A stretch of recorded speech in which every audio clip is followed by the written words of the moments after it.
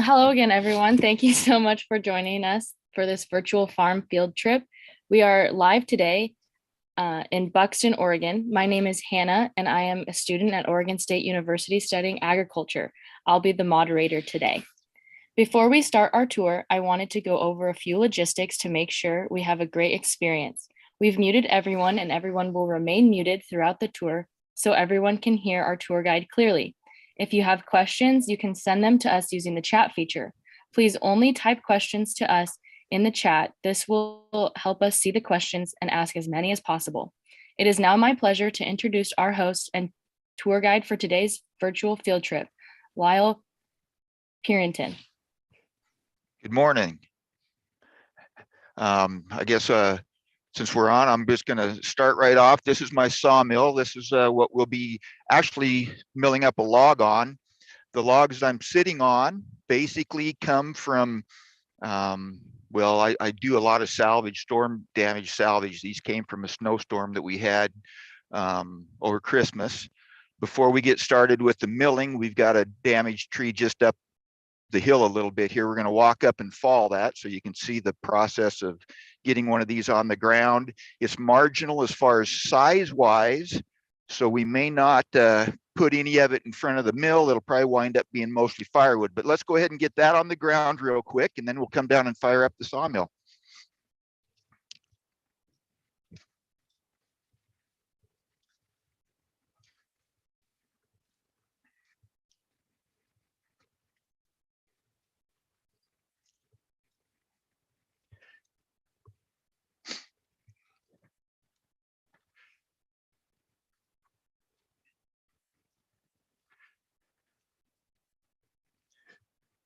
The way we approach dropping a tree, you can see that this one, the top got busted out of it with the snow, so it's not going to survive. What's left is just a dead stem. I might get an 8-foot section out of there that we can put in front of the mill, but most of it will probably be firewood. So what I'm going to do is fire up the chainsaw. Probably get noisy here for a minute, and then I'll approach cutting this down.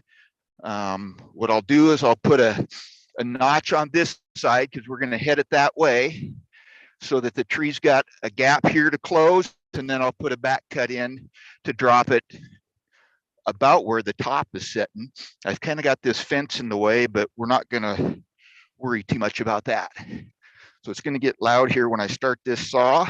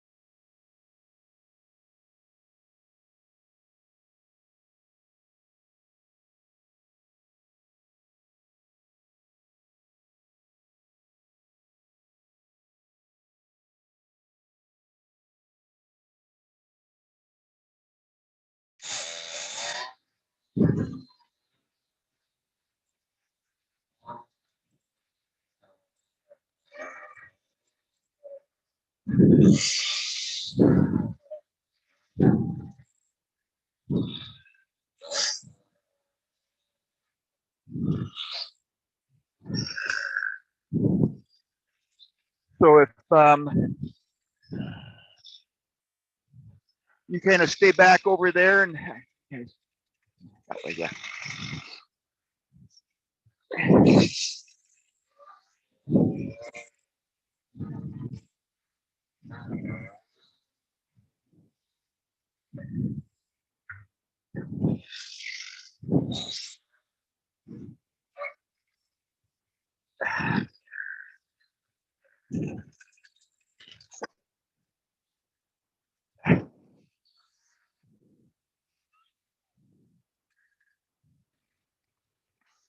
So now essentially what I'll do is, if I was to finish this, is I'd go ahead and knock all the branches off and maybe cut an 8-foot section, even though this is kind of small, throw it in front of the mill. But that's really all there is to getting one on the ground. If you noticed, I left a chunk of wood here. That's called the hinge wood. I don't know if you can see that in there. That's what gives you control on the fall. And you can see that this tree pretty much went at a 90-degree angle from that hinge wood. Pretty much where we wanted it to go. Let's go fire up the sawmill now.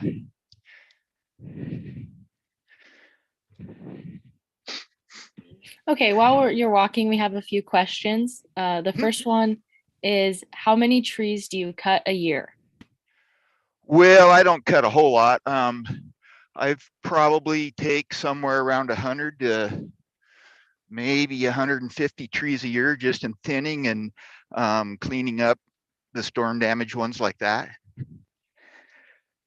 A professional logger would probably do that in about 2 days. I do it over the course of a year.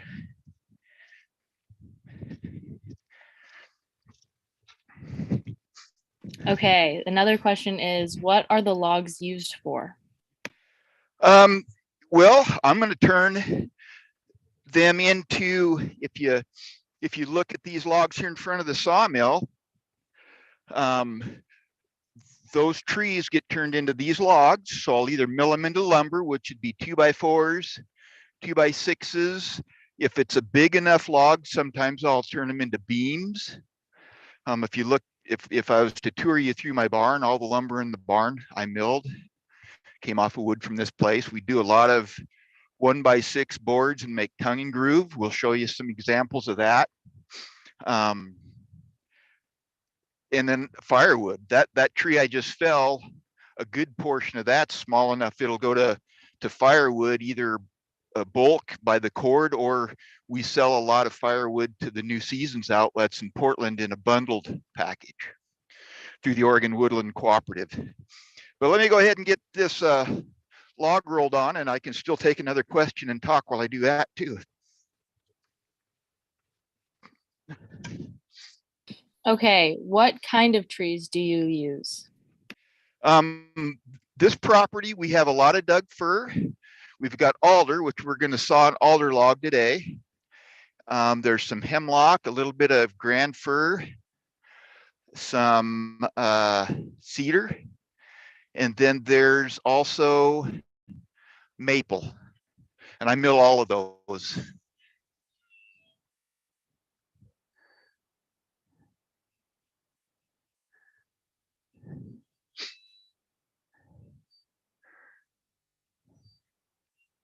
What I'm doing now is there's a hydraulic arm that lifts the log up onto the mill.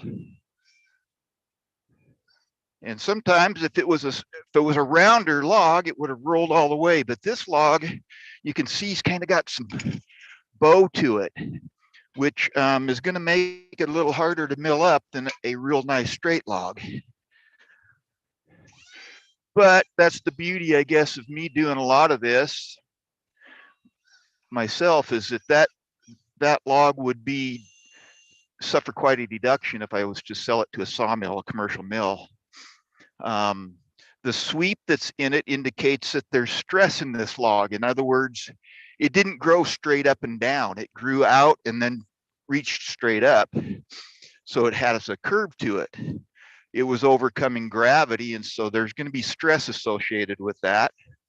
I'm going to roll this thing around to try to make it so that I can minimize the effects of that to some degree. And you'll see as I'm milling, the way the wood peels up or pinches down, which direction the stress goes. But the strategy here is I'm going to try to cut about a 6-inch cant, which is essentially a beam out of the center of that.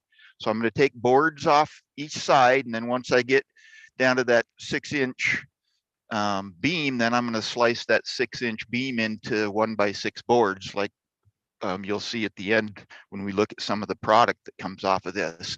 I don't know that we'll have time to mill this whole log up, but at least you'll kind of get an idea of what we're doing.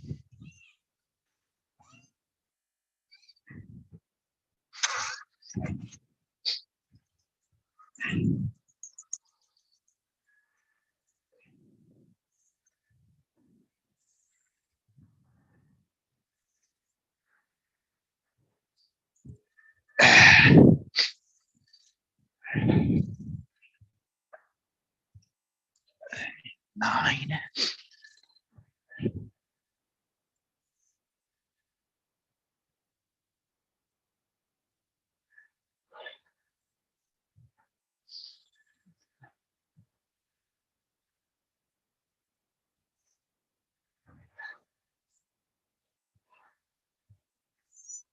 Now what I'm doing here is I'm kind of trying to get the center of the log all on one plane because the log tapers. It's smaller on this end and gets bigger as it goes back. So I kind of want the center of the log on the same plane.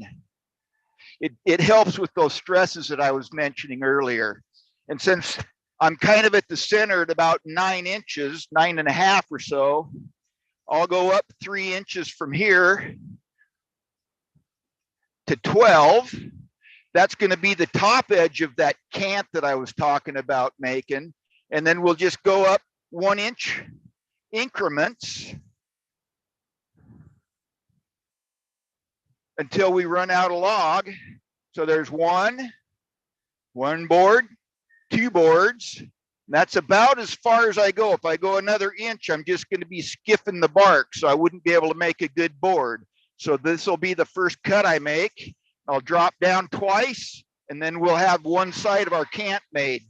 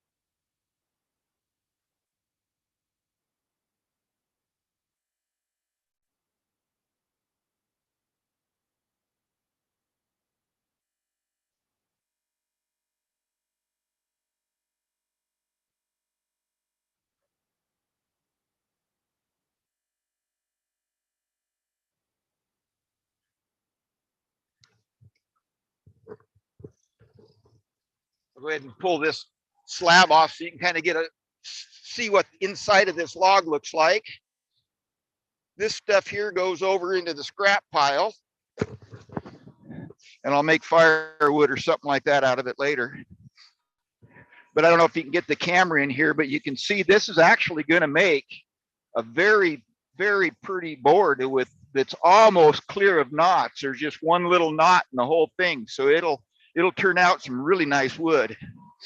I've already incremented down 1 inch, so we're ready to make another board.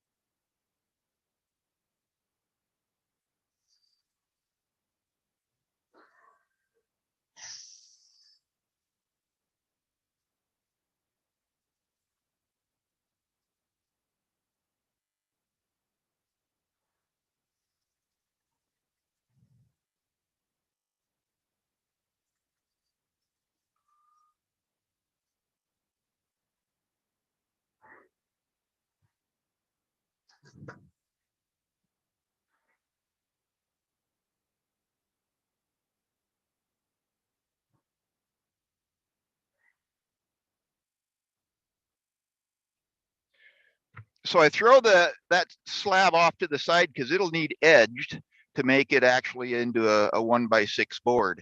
I'm going to go ahead and make one more cut, and that'll get me to the 12 inches. So we'll be to the one side of that cant, then I'll roll this log. I'll show you how we do that.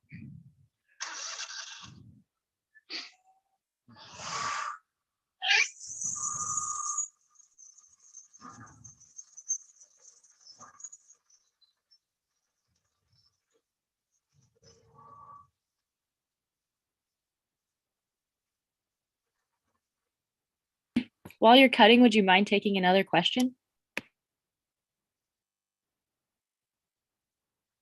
I heard some talking, but I couldn't quite hear over this mill. As soon as I make this cut, I'll go ahead and shut the mill off and I'll be able to answer questions.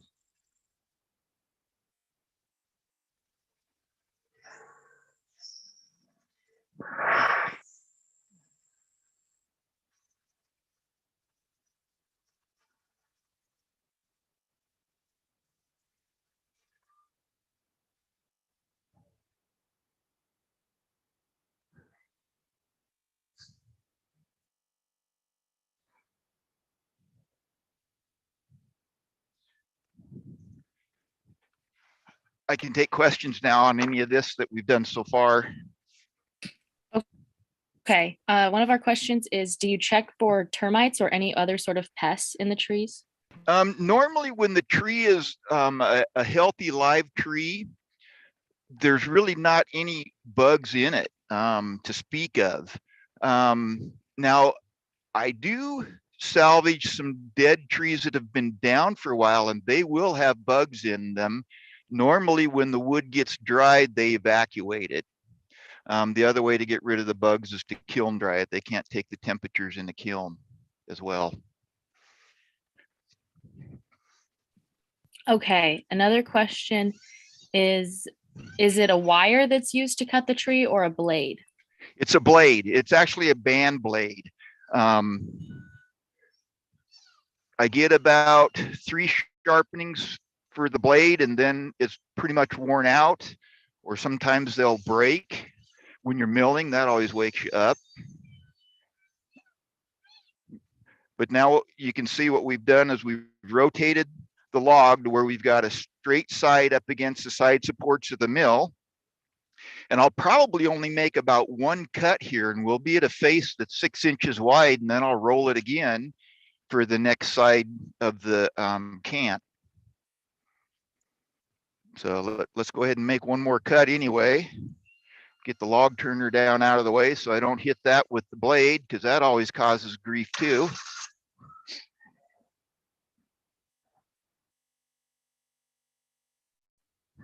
But essentially I just pull up here, and I'm going to go to where I've got about a 6-inch wide board. I'm going to fudge it a little bit because we've got some arch to this log, so I can go a little thin on this end. We'll have some what they call weighing on the first board, but it won't cause much defect. Once it's planed down, it'll pretty well get taken out in the planing process.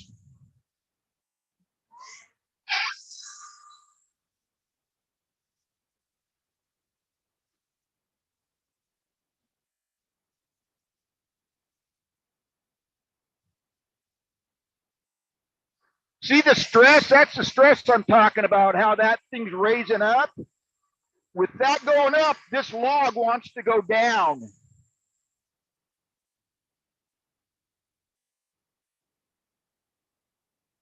A lot of stress in this guy.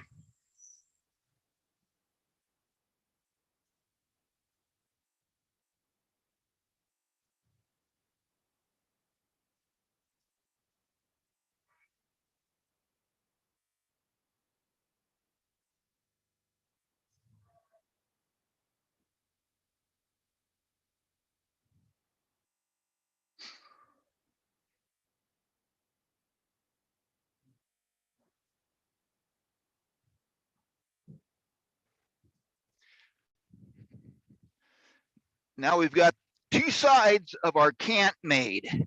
We've got a top side and 1 side, and we'll just roll that log 1 more time. How we doing on time on this? We good?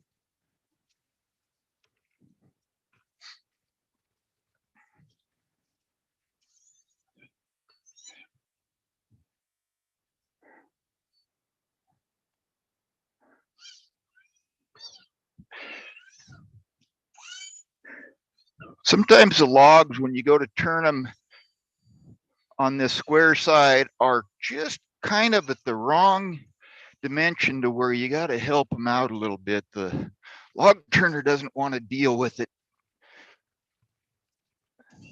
Usually if you do something like that, you can get And sometimes they just plumb won't cooperate, and you got to get the cant hook out.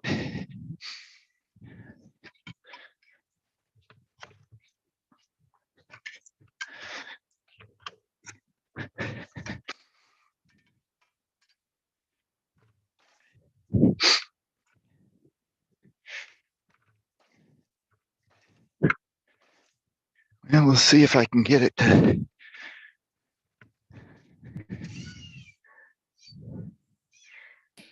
Okay, we have another question. How long have you been doing this for? Oh, 20 some odd years. I started out as kind of just more of a hobby. And then it kind of grew into a bigger deal. This log's really a real cantankerous bugger to get turned. Well, doggone it.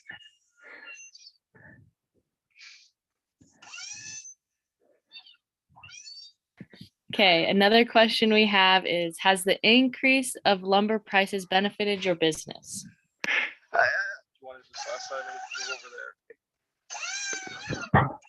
Pardon me? Okay.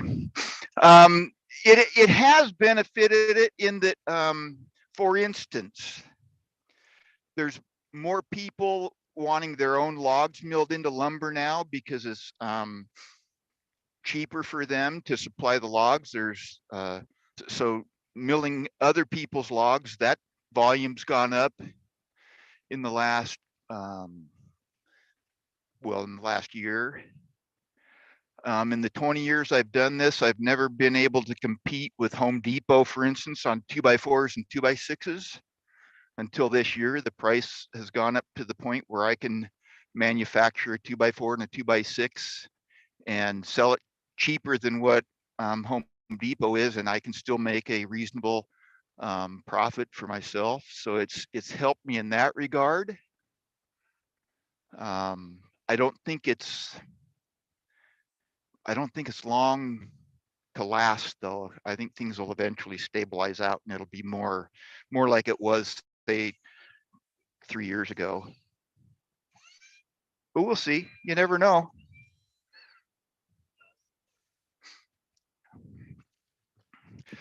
So we finally got that darn cantankerous log turned. It took me a little bit. It's just kind of with the sweep that it's got and the size, it didn't want to roll very well.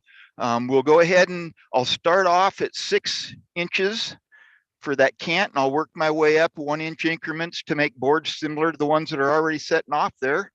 And then we'll go look at some of the end product that comes out of it that I've already milled from another log.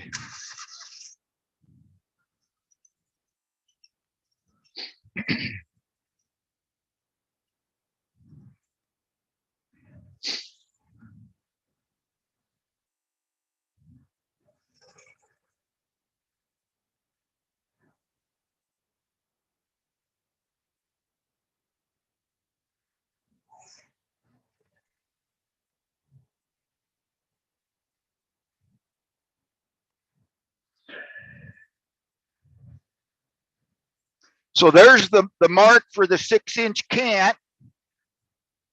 And we're going to work our way up 1 inch increments. So there's 1 board, 2 boards, 3 boards. And I doubt I'll get a completely 4th board, but we'll start there and work our way back down.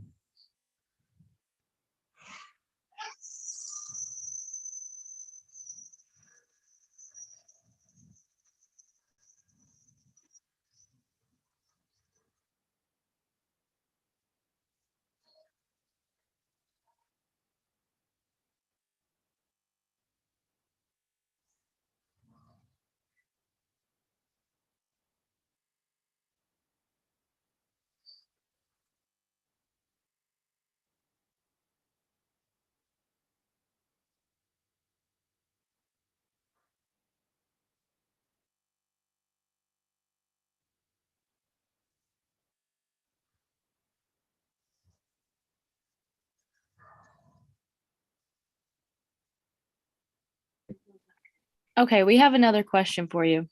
Sure, I'll try to answer it. What kind of protective gear do you have to wear while doing this? Say that one more time, just a little louder. What kind of protective gear do you have to wear? Oh, well, if you notice, I've got a face shield on. That and hearing protection are the two most important things running the mill. The face shield, if you notice, there's a blade that spins and grooves the bark right ahead of the blade that's cutting the log. That's called the debarker, and it flings stuff back at me, sometimes pretty big chunks. So you pretty much have to have your complete face covered when you're running the debarker on this mill.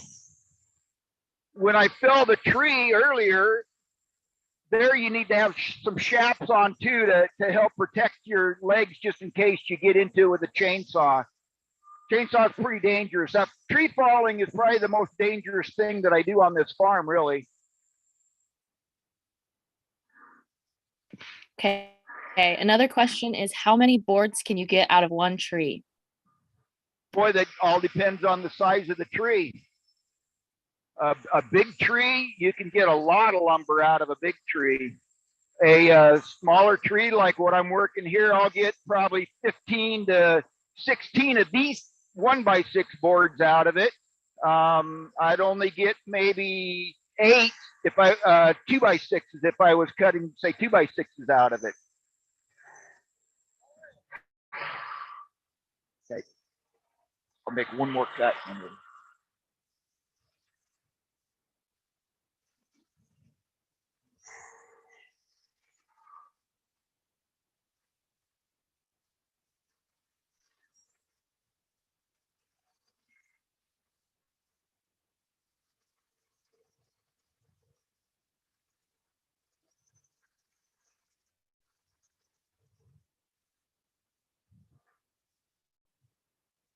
Okay, we only have a few minutes left, so there's only time for a couple more questions. Okay. Next one Okay, is go ahead. how old are the trees you typically harvest? Okay.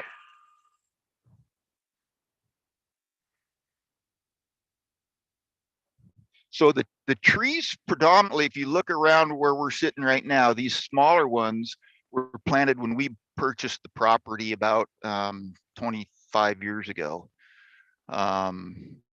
If you look back in behind, there's a big tree back in on the other side of the barn over there that's got about a 5-inch diameter at the base. That tree is about 100 years old.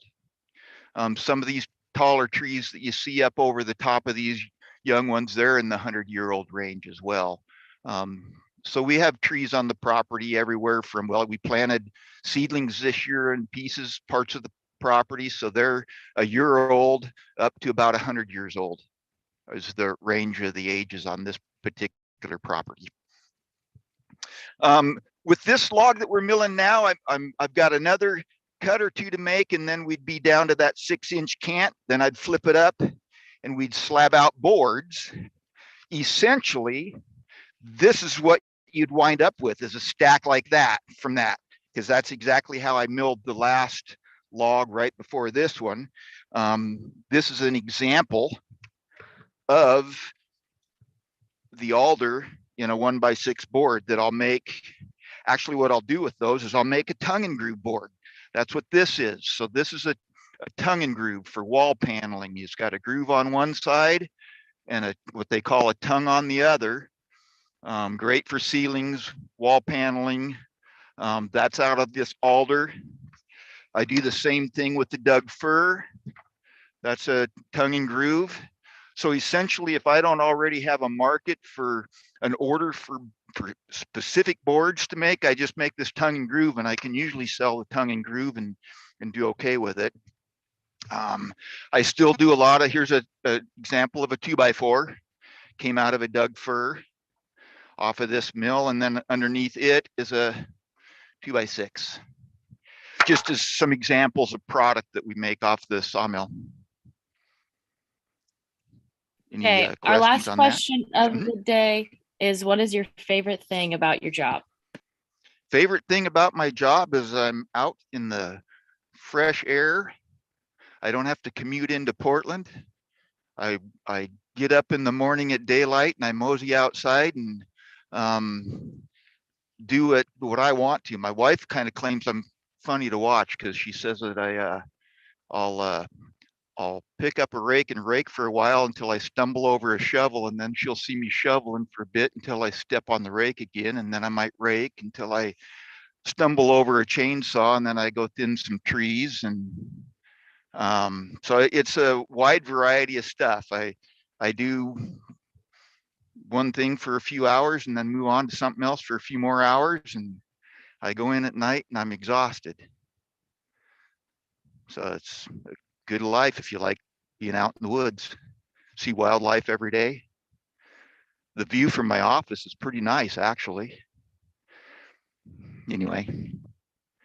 Okay, thank you, Lyle, and thank You you betcha. to all of the students for coming out or for joining us today. I hope you all have a great rest of your day. Thank you. Had fun.